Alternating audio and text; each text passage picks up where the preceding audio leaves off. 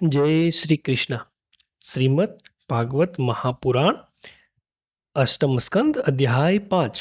દેવતાઓનું બ્રહ્માજી પાસે જવું અને બ્રહ્માજીએ કરેલી ભગવાનની સ્તુતિ. શ્રી સુખદેવજી બોલ્યા, હે રાજન, પાપનો નાશ કરનારું શ્રી હરિનું આ ગજેન્દ્ર મોક્ષ રૂપી પવિત્ર ચરિત્ર મેં તને કહ્યું. હવે તમે રૈવત મન્વંતર સાંભળો. પાંચમો રૈવત નામનો મનુ થઈ ગયો. તે ચોથા તામસ મનુનો ભાઈ હતો. અર્જુન, બલિ તથા વિંધ્ય વગેરે તેના પુત્રો હતા. હે રાજન, એ મન્વંતરોમાં વિભુ નામે ઇન્દ્ર, ભૂતસ્ય વગેરે દેવો અને હિરણ્ય રોમો, વેદશિરા તથા ઉર્ધ્વ બાહુ વગેરે બ્રાહ્મણો સપ્તર્ષિ હતા. તેમાં શુભ્ર નામના ઋષિની વિકુંઠા નામની સ્ત્રી હતી. તે બંને સ્ત્રી પુરુષથી ભગવાન વૈકુંઠ પોતે લક્ષ્મી દેવીની પ્રાર્થનાથી વૈકુંઠ લોક નિર્માણ કર્યું. તે વૈકુંઠ લોક સમસ્ત લોકોમાં શ્રેષ્ઠ છે. એ વૈકુંઠ ભગવાનનું ચરિત્ર તથા મોટી સમૃદ્ધિવાળા ગુણો મેં તમને કહ્યા. ભગવાન વિષ્ણુના સંપૂર્ણ ગુણોનું વર્ણન તો તે જ કરી શકે છે કે જે પૃથ્વીના પરમાણુઓ ગણી શકે. પછી છઠ્ઠો ચાક્ષુષ નામે મનુ થયો. તે ચક્ષુષ નામનો પુત્ર હતો અને પુરુષ સુધુમગ્ન વગેરે એ મનુના પુત્રો હતા. હે રાજન, તે મનુના સમયમાં મંત્રદ્રુમ નામે ઇન્દ્ર હતો. આપ્ય આદિ દેવગણો હતા તથા હવિષ, મદ અને વીરક આદિ સપ્તર્ષિઓ હતા. એ સમયે પણ જગતના પતિ ભગવાન વૈરાજની સંભૃતિ નામની સ્ત્રીમાં પોતાના અંશથી અજિત નામે અવતર્યા હતા. એ અજિત ભગવાને સમુદ્રને મથી દેવોને અમૃત કાઢી નાખ્યું હતું અને જળમાં ભમતા મંદરાચલ પર્વતને પોતે કાચબાના સ્વરૂપથી ધારણ કર્યો હતો. પરીક્ષિત રાજાએ પૂછ્યું, હે બ્રહ્મન, ભગવાને જે કારણથી ક્ષીર સમુદ્ર મથ્યો હતો, જેને માટે અથવા જે કારણથી કાચબાનું સ્વરૂપ લઈ મંદરાચલ પર્વત ધારણ કર્યો હતો, તેમજ દેવોએ જે રીતે અમૃત પ્રાપ્ત કર્યું હતું તથા બીજું પણ જે કંઈ થયું હતું, તે સર્વ ભગવાનનું પરમ અદ્ભુત કર્મ તમે મને કહો. ભક્ત વત્સલ્ય ભગવાનના મહિમાનું આપ જેમ વર્ણન કરો છો, તેમ મારું મન એને વધારે ને વધારે સાંભળવા ઉત્સુક થઈ રહ્યું હોય. તૃપ્ત થવાનું તો નામ જ લેતું નથી, કારણ કે તે ઘણા કાળથી સંસારના તાપોથી તપતું રહેલું છે. સૂત પૌરાણિક બોલ્યા, હે સોનકાદી બ્રાહ્મણો, વ્યાસના પુત્ર ભગવાન સુખદેવજીને પરીક્ષિત રાજાએ એમ પૂછ્યું એટલે તેમણે રાજાને અભિનંદન આપી ભગવાનની તે સમુદ્ર મંથન લીલાનું વર્ણન કરવાનો આરંભ કર્યો. શ્રી સુખદેવજી બોલ્યા, જે સમયે યુદ્ધમાં અસુરોએ દેવોને તીક્ષ્ણ શસ્ત્રોથી મારવા માંડ્યા, ત્યારે અનેક દેવો પ્રાણ રહિત થઈ ઢળી પડ્યા હતા. તેઓ પાછા ઊભા જ ન થયા હતા. હે રાજન, દુર્વાસા ઋષિના શાપથી ઇન્દ્ર સહિત ત્રણેય લોકો લક્ષ્મી રહિત થયા હતા. ત્યારે યજ્ઞ યાગાદી સર્વ ક્રિયાઓ નાશ પામી હતી. એ બધું જોઈ ઇન્દ્ર, વરુણ વગેરે દેવગણો વિચાર કરવા લાગ્યા, પણ કોઈ નિશ્ચય ઉપર આવી શક્યા નહીં. પછી તેઓ સર્વ મેરુ પર્વતના શિખર ઉપર બ્રહ્માની સભામાં ગયા અને ત્યાં બ્રહ્માને પ્રણામ કરી સર્વ જણાવ્યું. સમર્થ ભગવાન બ્રહ્માએ ઇન્દ્ર, વાયુ વગેરે દેવોને નિસ્તેજ જોઈને, લોકોને લગભગ કલ્યાણહીન, સંકટગ્રસ્ત જેવા જોઈને તથા અસુરોને તેજ, બળ વગેરેથી યુક્ત જોઈને એકાગ્ર મનથી પરમેશ્વરનું સ્મરણ કરી પ્રફુલ્લ મુખે દેવોને કહ્યું, હું શંકર, તમે અસુરો, મનુષ્યો, પશુ પક્ષીઓ, વૃક્ષો તથા પરસેવાથી ઉત્પન્ન થનારા પ્રાણીઓ સુદ્ધા તે પરમાત્માના એક અંશના પણ અંશથી ઉત્પન્ન થયેલા છીએ. માટે તે અવિનાશી ભગવાનને જ આપણે ઘણા શરણે છીએ. જોકે એ ભગવાનની દ્રષ્ટિ તો કોઈ નાશ કરવા યોગ્ય, કોઈ રક્ષણ કરવા યોગ્ય, કોઈ ઉપેક્ષા કરવા યોગ્ય કે કોઈ આદર કરવા યોગ્ય પક્ષ પણ નથી.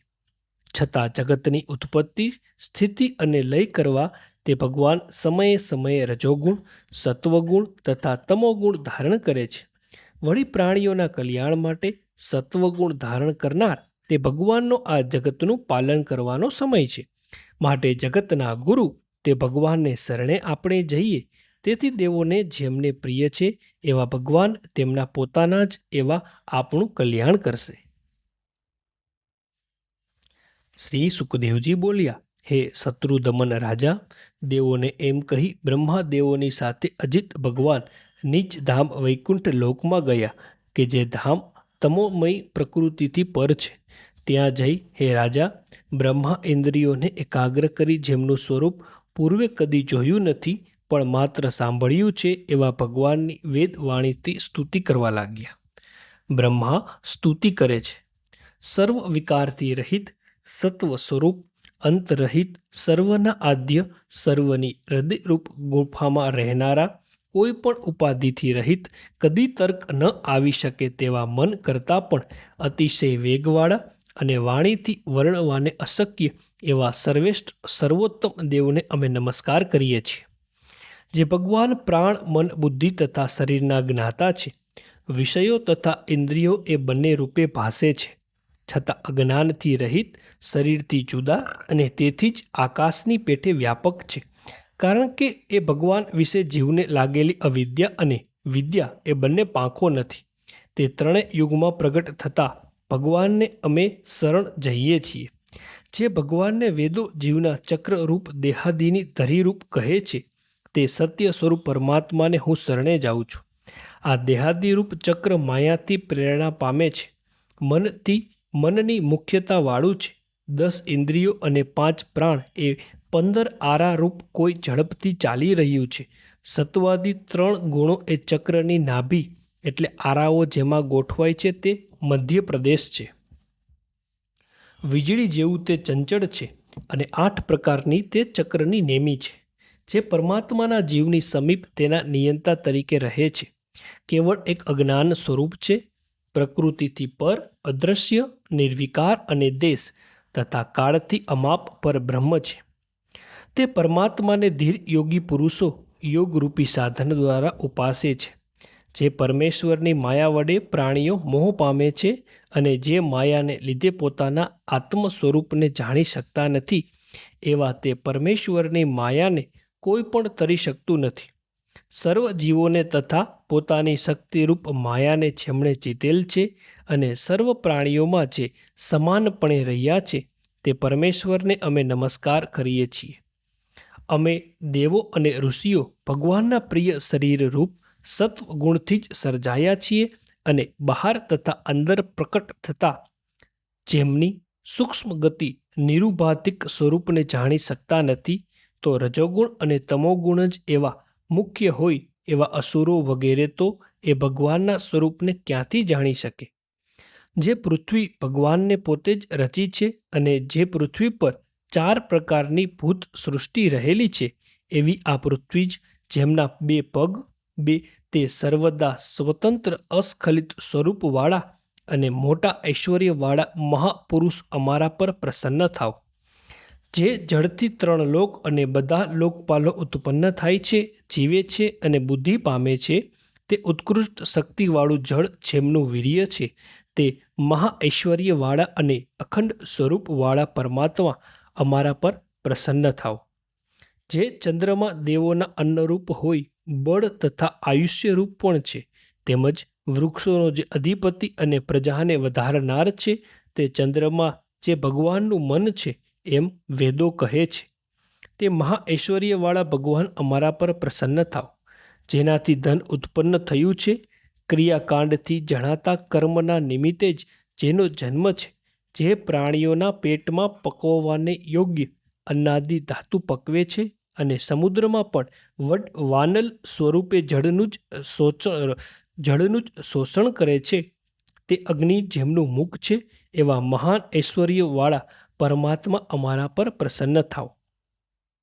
અર્ચિરાદિ માર્ગનો દેવ, વેદમય, બ્રહ્મની ઉપાસના કરનારું સ્થાન, મોક્ષનું દ્વાર, પુણ્યલોક રૂપ હોવાથી, અમૃત રૂપને કાળરૂપ હોવાથી, મૃત્યુરૂપ આ સૂર્ય જેમનું ચક્ષુ છે, એવા મહાન ઐશ્વર્યવાળા પરમાત્મા અમારા પર પ્રસન્ન થાવ. જે વાયુ સ્થાવર જંગમ પ્રાણીઓના પ્રાણરૂપ, માનસિક શક્તિરૂપ, શરીરની શક્તિરૂપ અને ઇન્દ્રિયોની શક્તિરૂપ છે, એને જેમ ચક્રવર્તી રાજાને તેના અનુયાયીઓ અનુસરે, તેમજ પ્રાણને અમે અનુસરી રહ્યા છીએ. તે પ્રાણવાયુ જે ભગવાનના પ્રાણથી ઉત્પન્ન થયો છે, તો મહાન ઐશ્વર્યવાળા ભગવાન અમારા પર પ્રસન્ન થાઓ. જે મહાપુરુષના કાનમાંથી દિશાઓ, હૃદયમાંથી દેહના છિદ્રો અને નાભીમાંથી પ્રાણ, ઇન્દ્રિયો, મન તથા શરીરના આશ્રયરૂપ આકાશ ઉત્પન્ન થયું છે, તે મહાન ઐશ્વર્યવાળા પરમેશ્વર અમારા પર પ્રસન્ન થાઓ. જેમના બળમાંથી મહેન્દ્ર, કૃપાથી દેવો, ક્રોધથી શંકર, બુદ્ધિથી બ્રહ્મા, દેહના છિદ્રોમાંથી વેદો તથા ઋષિઓ અને લિંગમાંથી પ્રજાપતિ ઉત્પન્ન થયા છે, તે મહાન ઐશ્વર્યવાળા પરમાત્મા અમારા પર પ્રસન્ન થાઓ. જેમની છાતીમાંથી લક્ષ્મી, છાયામાંથી પિતૃઓ, સ્તનમાંથી ધર્મ, વાંસામાંથી અધર્મ, મસ્તકમાંથી સ્વર્ગ અને વિહારમાંથી અપ્સરાઓ ઉત્પન્ન થઈ છે, તે મહાન ઐશ્વર્યવાળા ભગવાન અમારા પર પ્રસન્ન થાઓ.